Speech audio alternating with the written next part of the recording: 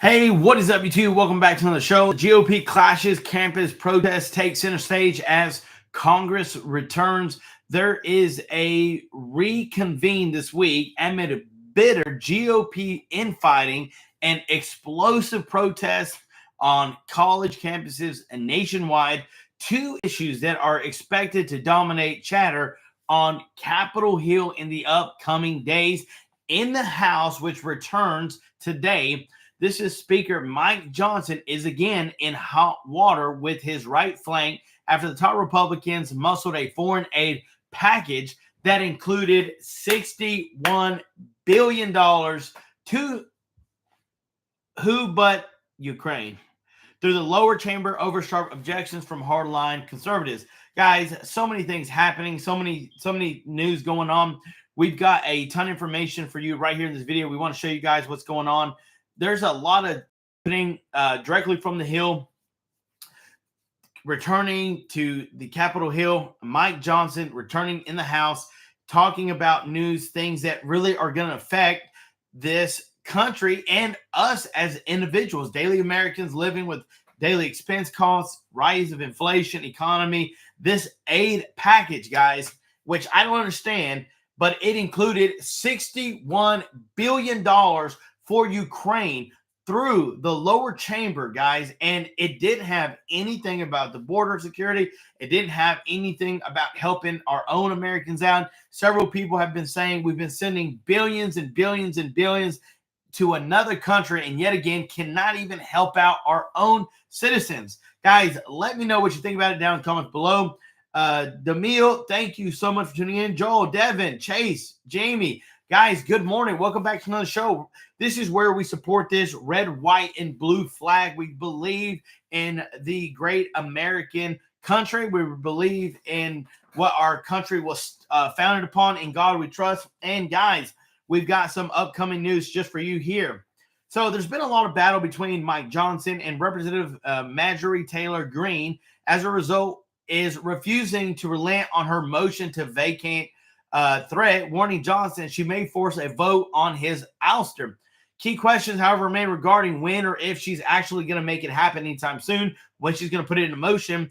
But I think what really is a devastating issue is the fact that right here, guys, this foreign aid package of $61 billion not going to the United States, not going to help protect our borders, not help senior citizens, elderly. It's really going to help another country. And it's a war that we're helping keep Ukraine fighting against Russia. Russia is getting funded by other countries. And it's like, okay, when is it really going to escalate? But guys, I want to show you this news. There's a lot of things happening that is just today, guys. This is literally news happening today. I want to Reporters clashed with pro-Israeli activists at UCLA. Demonstrators on at least 22 U.S. campuses have bested. Elise Preston has more. UCLA was one of the latest flashpoints between pro-Palestinian and pro-Israeli demonstrators. Dozens clashed Sunday after a security barrier was breached. Physical altercations took place, but no major injuries were reported. Following the skirmishes, UCLA officials moved to drastically reinforce the barricades and railings. Across the country, authorities detained 100 people at Northeastern University in Boston. Pro-Palestinian student demonstrators are calling for their schools to divest from companies that do business with Israel. The current operations are pretty blatantly war crimes, a genocide.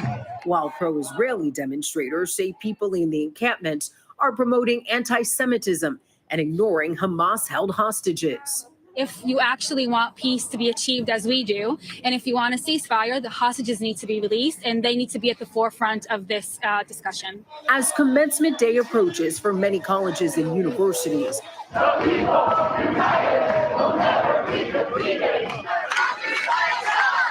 administrators at both public and private schools are scrambling to find ways forward.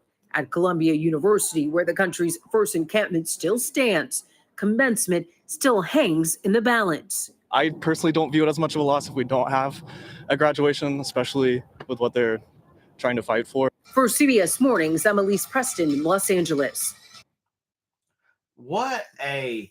Today, college campuses nationwide are writing a tense chapter in history. Protesters are clashing with police, more than 400 people detained Thursday alone. At Emory University in Atlanta, a state trooper tased a man amid the chaos. I go to this school!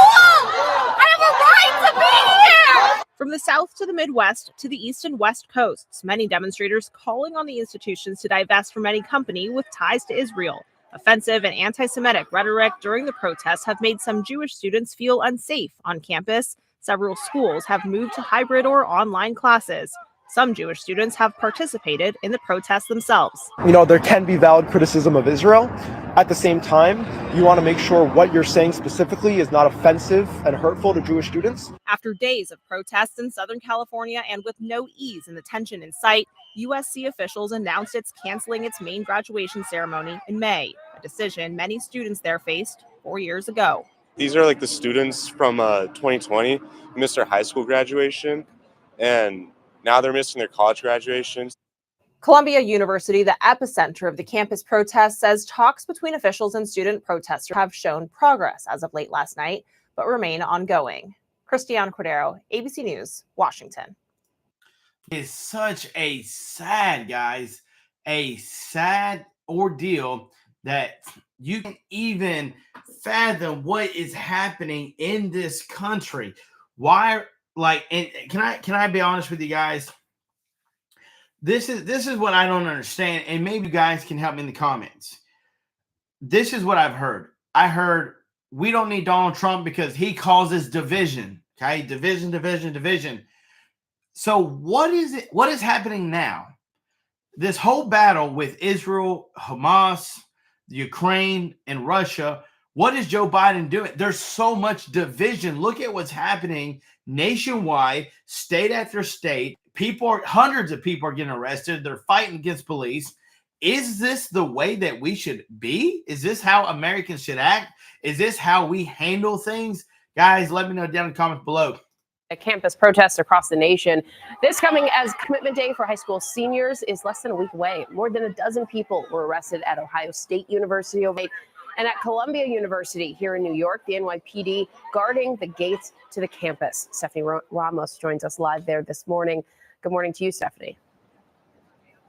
Janae, good morning. The protests here at Columbia University are in its 9th straight day. The university officials here and student demonstrators trying to come to an agreement. Overnight, police clashing with protesters in the heart of Ohio State's campus. At least 30 people arrested after protesters formed a circle, refusing to let police into the encampment. At Columbia University, the epicenter of growing student dissent against the war in Gaza, face a deadline to dismantle their encampment as protests and arrests intensify across the nation.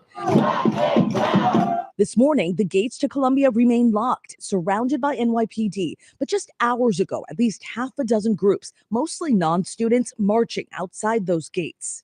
At Emory University in Atlanta, a state trooper repeatedly tasing a man as protesters clashed with police. I go to this school! I have a right to be here! One woman who says she's a philosophy professor also taken into custody. Call the philosophy department office and tell them I've been arrested. At Indiana University, police warning students to remove their tents or face suspension or expulsion. You've been given 2 warnings. Later, taking at least 30 people into custody. I believe that Palestine should be free, and many others on this campus are out here to show their support, and that's why we're here. We're not here to cause a riot. We're not here to create violence. At Northwestern University, our Chicago station WLS capturing video of students setting up a new encampment, vowing to occupy the area until the university stops supporting Israeli occupation. After days of protests at California universities, USC announcing it's canceling its main graduation ceremony in May.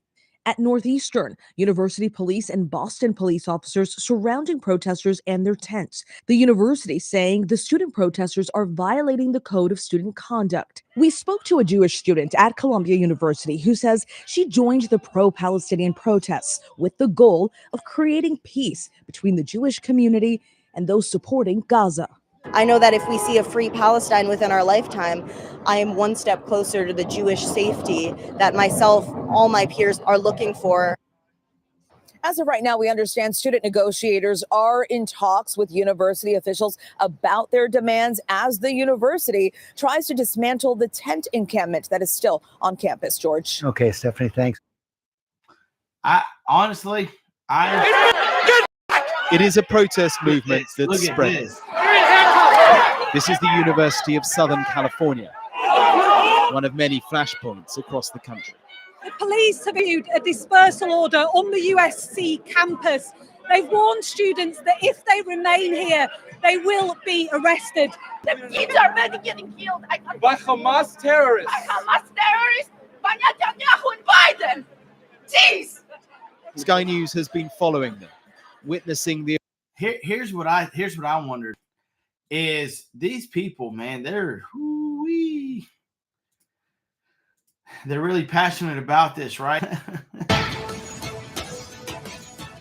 Robert F. Kennedy Jr. responding to claims he is working with the Democrat Party to help President Biden get reelected. On Friday, Donald Trump posting, quote, RFK Jr. is a Democrat plant, a radical left liberal who's been put in place in order to help crooked Joe Biden, the worst president in the history of the United States, get reelected. But RFK responded saying, instead of lobbing poisonous bombs from the safety of his bunker, let's hear President Trump defend his record to me mano a mano by respectful, congenial debate. Kayla McGee-White is the editor of Restoring America at the Washington Examiner and a Steamboat Institute Blakely Fellow. Kayla joins me now. Great to have you, my friend, as always.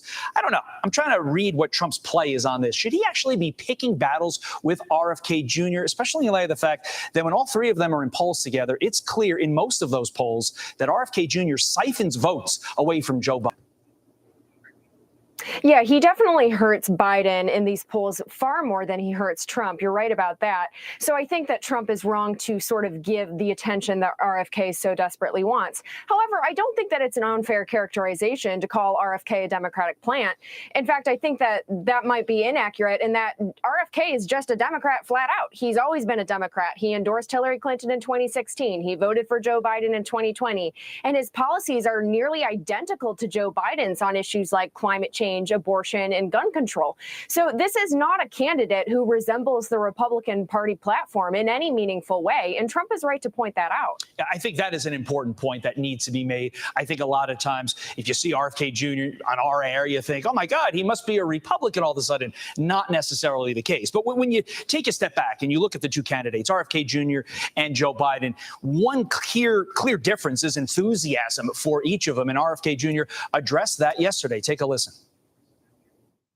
So then why am I behind? The reason I'm behind is in the voting polls, the conventional voting polls, is because so many Americans are voting out of fear. I have yet to talk to anybody outside of my family who says we're voting for President Biden because he's energetic, the cognitive capacity to outsmart everybody in the world, and he's going to give us a new vision for America.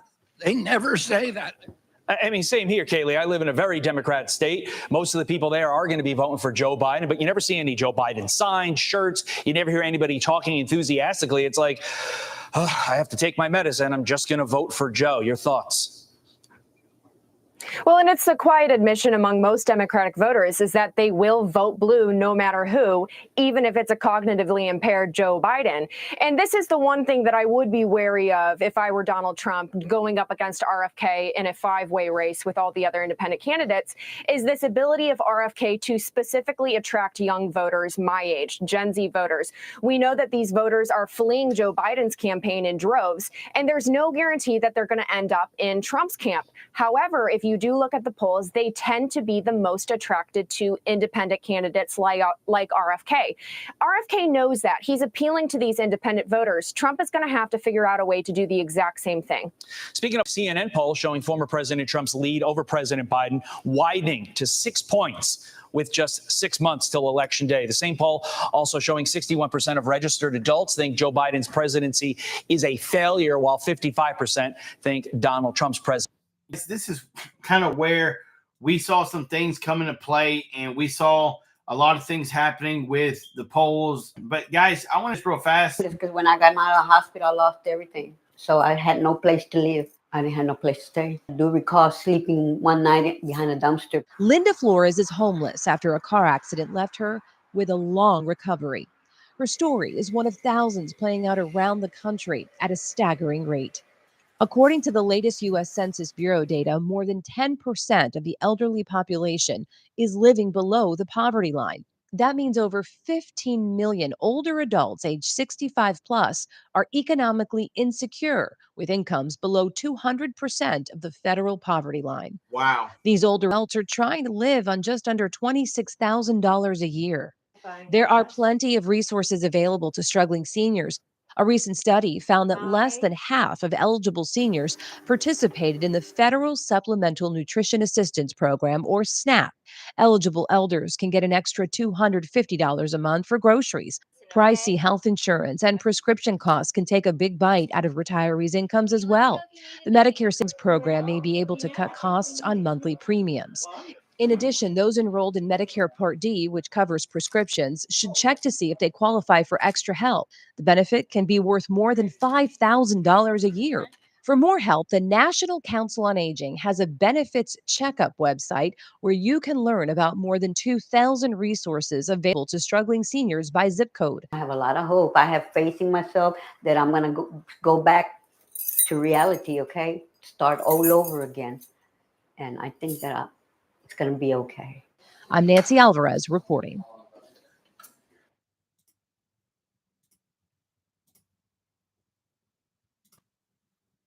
So many people, guys, have been waiting.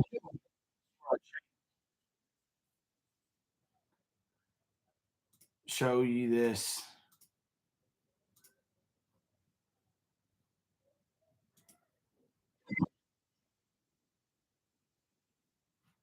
Guys, you think it's getting, it ain't, whoo, look at.